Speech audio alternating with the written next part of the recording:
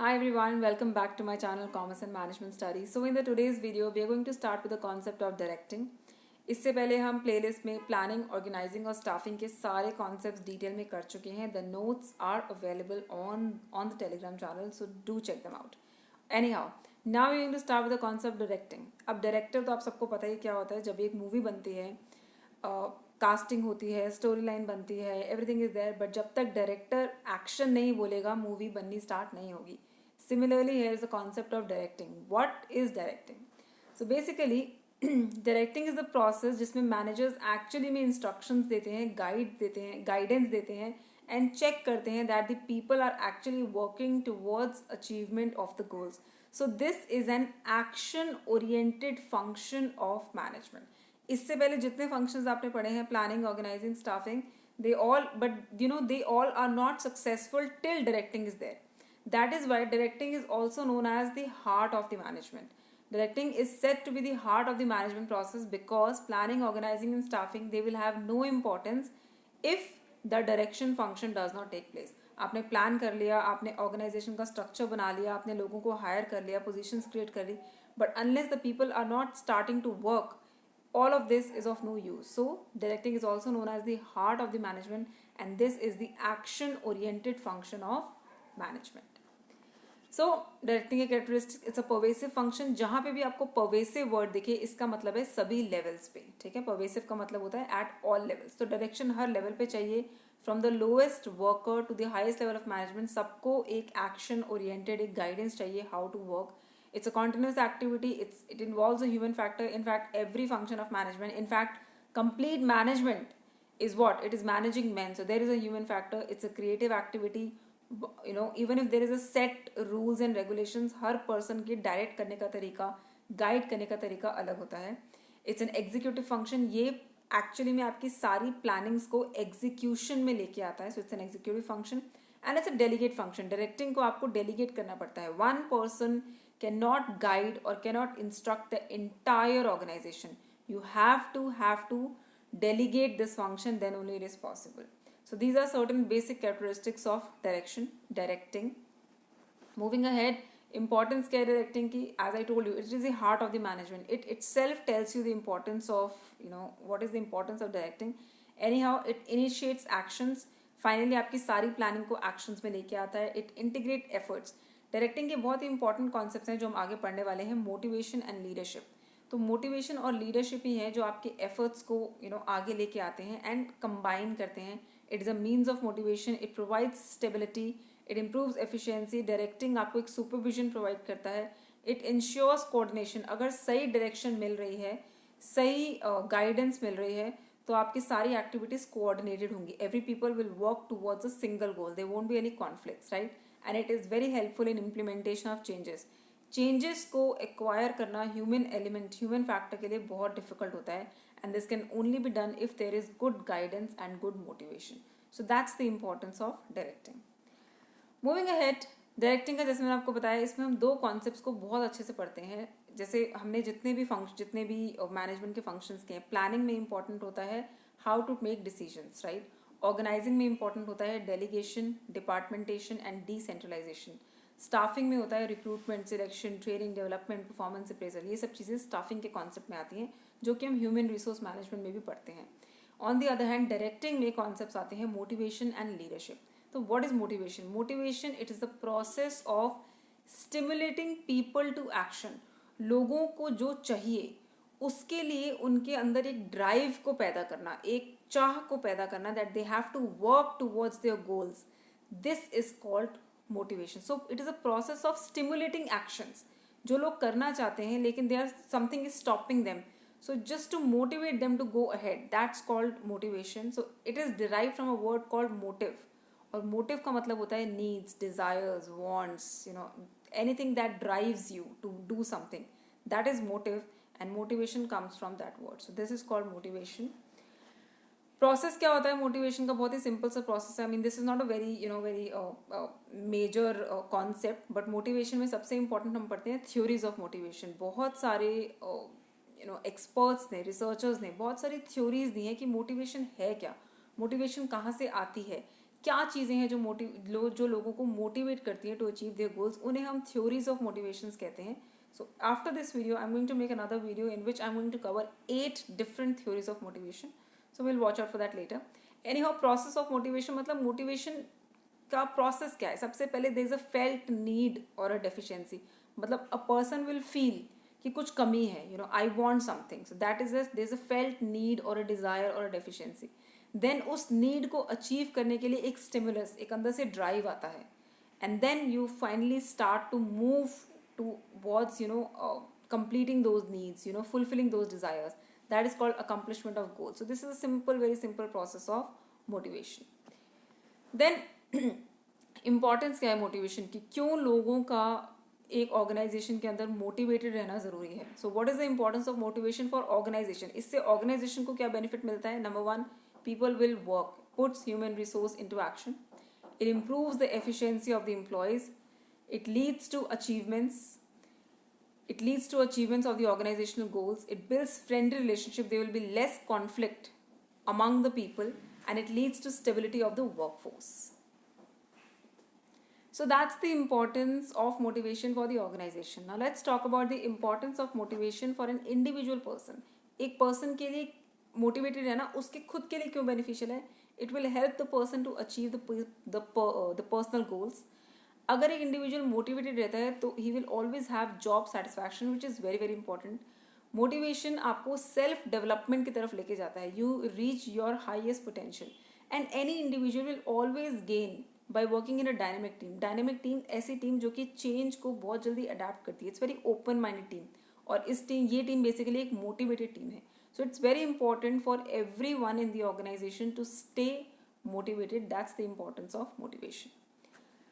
Then motivation 2 तरीके के हो सकते हैं, monetary motivations and non monetary motivations. नाम से पता चल रहा है मॉनेटरी मोटिवेशंस ऐसे कोई भी इंसेंटिव्स या ऐसे कोई भी रिवॉर्ड्स जो कि सबॉर्डिनेट्स को एक सेटिस्फैक्शन देते हैं, and those can be in terms of money. Those are in terms of money are known as monetary motivations. Money has been recognized as a chief source of motivation. Obviously सबसे important source of motivation money है, but other than that money, salaries, bonus, profit sharing, retirement benefits, perks, paid vacations, ये सब हमारे monetary motivations होते हैं. But other than that there are certain motivations which are not in monetary terms, but yes they can definitely help to boost the motivation of the employees. These are known as non-monetary motivational factors. ये non financial incentives हैं. ये लोगों की ego को satisfy करने के लिए या सेल्फ एक्चुअलाइजेशन नीड्स को सेटिस्फाई करने के लिए बहुत इंपॉर्टेंट है. So for example security of service, job security, praise, recognition, suggestion scheme, job enrichment. Job enrichment मतलब हम जब किसी पर्सन की जॉब की क्वालिटी, उसकी वर्क क्वालिटी को बहुत इन्हांस कर देते हैं. प्रमोशन अपॉर्चुनिटीज़, ऐसी चीज़ें भी लोगों को मोटिवेट करती हैं. And these are non monetary sources of motivation, right. So this is the concept of motivation. Next video में हम लोग मोटिवेशन की 8 थ्योरीज को डिस्कस करेंगे. अदर मोटिवेशन डायरेक्टिंग के अंदर एक और इम्पॉर्टेंट कॉन्सेप्ट है जिसे हम बोलते हैं लीडरशिप. लीडरशिप क्या है. सी आपको पता है motivation is important, but who is going to motivate you. Who is the person? Is he a director? Yes, but every director needs to be a leader. Leadership is nothing, it's the art of motivating people. Every person cannot be a leader. You can be a manager by the virtue of your position, क्योंकि आपकी position strong है तो आप manager हो. But are you a leader? Do you have that art of motivating people in the organization? Leadership की भी theories हैं जो कि हम फर्दर डिस्कस करेंगे. पहले लीडरशिप की थ्योरीज होती थी that leaders are born. I mean आप ये आर्ट लेके पैदा होते हो. But in today's world it's not like that. It is something that you can learn. तो लीडर्स बनाना, अपने मैनेजर्स को लीडर्स बनाना बहुत ज़रूरी है एक ऑर्गेनाइजेशन में. These are the people who are actually going to keep everybody in the organization motivated. ठीक है. तो बिजनेस सेटिंग में लीडरशिप का क्या मतलब है. These are the people who are going to direct workers. They are going to provide guides, actions and everything. And they are going to make sure that people are motivated and they are helpful in achieving what the company requires, right? This is called leadership. और एक organization में अच्छी leadership होना बहुत ज़रूरी है. It's a proven fact. जिस organization में management और leadership बहुत strong होती है, those organizations definitely achieve great heights, right? So characteristics of leadership क्या होते हैं. It's a personal quality. Leadership तभी होगी if there are followers, right? It is the willingness of the people to follow you. You cannot be a forceful leader. आप एक forceful leader नहीं बन सकते हो. You will be if you are a forceful person, you are basically being a person who is in authoritative position. लेकिन people are not wanting to follow you, so you're definitely not a good leader. It's a process of influence. Situational होता है. Leadership is a situational concept. जो सबसे modern theory of leadership है वो ये कहती है that leadership is situational. It's not bossism. It's not like you can order the people. That's not leadership. If the people want to follow you, that's leadership. And it's a process of motivation again. So motivation is a drive in a person, and leadership is the act of motivating people, and both of them come under the concept of directing. Then importance क्या है leadership की? Again, it's the same as the importance of what we have done. Motivation, directing initiates action, it motivates people, it provides guidance, it gives confidence, it builds morals, it builds the work environment, and it ensures coordination. So directing, basically a good director needs to be a leader. That's the point. So that's the importance of leadership. इसके बाद आता है सबसे important, ये exams में भी काफ़ी question आता है, what is the difference between a manager and a leader. Basically every manager should be a leader. ठीक है, you are a manager because you are in certain position, आपके पास एक पोजिशन है, आपके पास कुछ अथॉरिटीज हैं, तो आप मैनेजर हो. But are the people willing to follow you? That will make you a leader or not. So बहुत सारे डिफरेंसेज हैं. Origin manager you become by the virtue of your position, but a leader you will become by your personal qualities. Manager has formal rights in the organization, लेकिन leaders के पास ऐसे formal rights नहीं होते. They are leaders because people are making them, और they have that art of being leadership. ठीक है, subordinates होंगे जो मैनेजर को फॉलो करेंगे. ठीक है, लेकिन लीडर को जरूरी नहीं है सिर्फ उसके सबॉर्डिनेट्स फॉलो करें. लीडर को कोई भी फॉलो कर सकता है. Every person who believes in that leadership will follow you. Manager सारे फंक्शंस परफॉर्म करता है. लीडर के पास ऐसे कोई फॉर्मल ऑब्लिगेशंस नहीं होती. He will work willingly. ठीक है, मैनेजर्स बहुत ज़रूरी है. I mean that position, as far as if you call it an organization, तो ऑर्गेनाइजेशन में एक स्ट्रक्चर होना बहुत ज़रूरी है. तो manager, being a manager is very very essential. But leaders, अगर वो मैनेजर्स लीडर्स बन जाते हैं, then it's very very good. But if they are not leaders, but again managers are very important. Leaders will help to create a better organization. That's the point. Managing position is more stable. Leadership can be temporary. People will follow you one day, they might not follow you another day. So leadership is temporary, but if you are a manager, you will stay in the position. Then this point, all managers are leaders, I cannot say that, but yes, all managers should be leaders, right? But all leaders are not managers. ज़रूरी नहीं है सारे leaders managers हों. Let me take you to the history of India. India की history में ऐसे बहुत सारे लोग रहे हैं जो कि बहुत अच्छे लीडर्स माने जाते हैं बिकॉज उनके फॉलोअर्स बहुत अच्छे थे, but they were not managers. So all leaders are not managers, but all managers should be और कैन बी लीडर्स. ठीक है, मैनेजर्स अकाउंटेबल होते हैं, लीडर्स ऐसे कोई डेफिनेटली अकाउंटेबल नहीं होते हैं.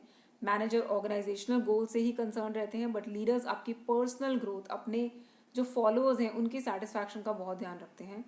People will follow managers because it's their obligation, but people will follow leaders because they want to follow the leaders. ठीक है, managers will continue a manager can continue in the office till he performs his duty, but a leader will maintain only if the followers are following. As I said, being a manager is more stable, but being a leader is, it's not that stable. If people will follow you, you're a leader. If people will not follow you, you're not a leader, right?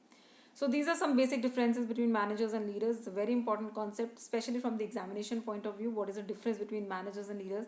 Statement based questions bhi aata hai. All managers are leaders, but all leaders are not managers. Explain. So these types of questions can come, so that can be helpful.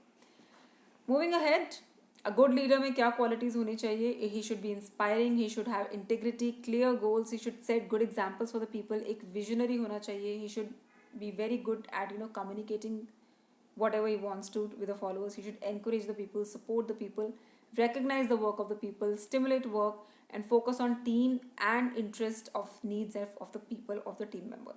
So these are certain qualities of a good leader. Moving, styles of leadership. Leadership के कुछ styles होते हैं. Again leadership की बहुत सारी theories हैं. I mean in my coming videos I think there are like 8 to 9 or maybe 10 theories of leadership that I'm going to discuss in the next lecture. Basically जो styles of leadership है ना, ये सबसे पहली theory थी leadership की. Right, this was one of the first theories of leadership, जिसमें leadership कितने तरीके से की जा सकती है, किस तरीके के लीडर आप बन सकते हो. तो इसके बेसिस पे 3 स्टाइल्स ऑफ लीडरशिप प्रपोज किए थे. तो अब ये एक एग्जामिनेशन बेस्ड क्वेश्चन भी है. So there are 3 styles of leadership: autocratic leadership, democratic leadership and laissez faire leadership. So let's just understand the meaning of them. Autocratic leadership, see auto word का मतलब होता है सेल्फ और क्रेटिक का मतलब होता है रूलिंग, सेल्फ रूलिंग. ठीक है, तो ऐसा लीडर जो कि अपना ही रूल चलाता है, अपने सबॉर्डिनेट्स से कोई इनपुट्स नहीं लेता है, या he just wants what he is saying people should do, इस तरीके के लीडर को हम एक ऑटोक्रेटिक लीडर कहते हैं. A management style wherein one person controls all the decisions and takes very little input from the other group members. ये बहुत ही स्ट्रक्चर्ड लीडर्स होते हैं, बहुत ही रिजिड होते हैं, ये क्रिएटिविटी को डिस्करेज करते हैं. They want the people to work as they are told, that's all. Out of the box thinking में बिलीव नहीं करते, और एस्टैब्लिश रूल जो पहले से रूल्स एंड टेंस चलते हुए आ रहे हैं उन्हीं को फॉलो करते हैं. तो बहुत पहले भी ऑटोक्रेटिक लीडरशिप चलती थी and it is prevalent in some of the organisations today as well. ये होता है ऑटोक्रेटिक स्टाइल्स ऑफ लीडरशिप. इसके बेनिफिट्स ये हैं कि इससे डिसीजन मेकिंग बहुत क्विक होगी, चेन ऑफ कमांड बहुत क्लियर होती है, और ऐसे ऑर्गेनाइजेशंस में autocratic leadership is successful where this kind of leadership is required. जहाँ पे बहुत ही स्ट्रिक्ट और स्ट्रॉन्ग और डायरेक्टिव लीडरशिप की जरूरत होती है, वहाँ autocratic style of leadership work करता है. ड्रॉबैक्स ये हैं, ये ग्रुप का इनपुट्स नहीं लेते हैं, it can hurt the morale of the people, और क्रिएटिव सॉल्यूशंस में बिलीव नहीं करते. So that is one of the major drawbacks of autocratic style of leadership. Moving ahead, then आता है democratic style. See, demo word का मतलब होता है पीपल और क्रेटिक का मतलब होता है रूलिंग. सो ऐसा स्टाइल ऑफ लीडरशिप जहाँ पे पीपल रूल करते हैं, पीपल से मतलब है फॉलोअर्स रूल करते हैं. तो ये वो स्टाइल ऑफ लीडरशिप है where the member of the group, जहाँ पे जो फॉलोअर्स हैं, they also take a very very participative role in the decision making process. ठीक है, तो मैनेजर्स मेंबर्स को बिल्कुल इन्वॉल्व फील करवाते हैं, उनके इनपुट्स लेते हैं, क्रिएटिविटी को एनकरेज किया जाता है और रिवॉर्ड भी किया जाता है. इस तरीके के लीडरशिप स्टाइल को हम डेमोक्रेटिक स्टाइल ऑफ लीडरशिप कहते हैं. आइडियाज, इसके प्रॉस क्या हैं? बहुत आइडियाज आते हैं, क्रिएटिव सॉल्यूशंस आते हैं, ग्रुप मेंबर्स बहुत ज़्यादा कमिटेड, बहुत ज़्यादा they feel very very attached with the organisations, और प्रोडक्टिविटी भी बहुत इंक्रीज होती है. कॉन्स क्या है? कम्युनिकेशन फेलियर्स आ सकते हैं, पुअर डिसीजन मेकिंग स्किल हो सकती है if the followers are not that skilled. I mean you are including the followers in decision making, but if they are not that skilled then the decision making can be poor. ठीक है, and conflicts भी हो सकते हैं. Of course, if many people will put their inputs, there can be conflicts. So these are some pros and cons of democratic style of leadership. And then last आता है laissez-faire. Laissez-faire का मतलब होता है let the people do what they want to do. When there is absolutely no interference, तो उसे हम laissez-faire style of leadership कहते हैं. तो ये वो लीडर्स होते हैं जो कि अपने एम्प्लॉयज में पूरा ट्रस्ट करते हैं and they absolutely do not interfere in the working of the organisation. They do not micromanage, मतलब छोटे छोटे काम को मैनेज नहीं करते हैं. Then they don't give much instructions and guidance also. In fact, they let the employees use their own creativity, use the resources, use their experience to meet their own goals. These types of leaders will only interfere when they're asked to interfere, else they will not. तो ये होता है laissez-faire style of leadership. इसके pros क्या है? इससे personal growth बहुत होती है एम्प्लॉयज की, because they are the one who are taking all the decisions and doing all the work. So it encourages innovation and faster decision making होती है. क्यों? क्योंकि इसमें आपको चेन ऑफ कमांड को फॉलो नहीं करना पड़ता. You can take decision as per your choice, तो decision making is faster. Cons, again cons क्या होंगे? They will be lack of clarity. अगर मैनेजर अपनी ड्यूटीज नहीं करेगा या लोगों को डायरेक्ट नहीं करेगा, so they will be role clarity. People will not be sure who is the manager and who is the subordinate. Poor involvement हो जाती है ग्रुप में because manager is absolutely not interfering in the group activities.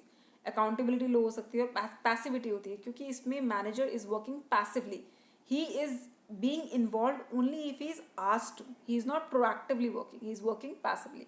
So these are certain cons of this style of leadership. तो ये सबसे पहला model है जो कि आया था on the styles of leadership, autocratic, democratic and laissez faire. अब जो थ्योरीज आती हैं लीडरशिप की, जिन्हें हम पढ़ने वाले हैं इन द कमिंग वीडियोज, वो ये बताते हैं कि कौन सा स्टाइल ऑफ लीडरशिप कहाँ पे ज़्यादा बेनिफिशियल होता है. So these kinds of theories we will discuss in the next videos. Anyhow, this was the concept of directing. इस वीडियो में my main motive was to introduce you the concept of directing. Directing में क्या चीज़ें पढ़नी ज़रूरी हैं. So motivation and leadership are two of the very very important concepts. In the next video, I'm going to discuss the 8 theories of motivations, and after that video, I'm going to discuss the theories of leadership, right? So this is going to be the agenda for the coming videos. So I hope you all like the concept. I hope you all like the video. If you do like it, do give me a thumbs up. And again, you can join the channel. You please subscribe to the channel. The link of the other channels are there in the description box as well. So please do check them out. And on my channels I post little posters or little pictures again, which will help you to learn small concepts daily. I believe that everyday learning, even if it is very very small, is very important. ज़रूरी नहीं है कि सिर्फ exams में ही आप अपना theories और videos और concepts को पढ़ना start करो. एवरीडे बेसिस पे अगर कोई छोटी सी पिक्चर आपको ऐसे दिखती है which is giving you certain knowledge, that's very very important. So you can do check them out. So that's it from my side. Thank you so much. Keep learning. Bye.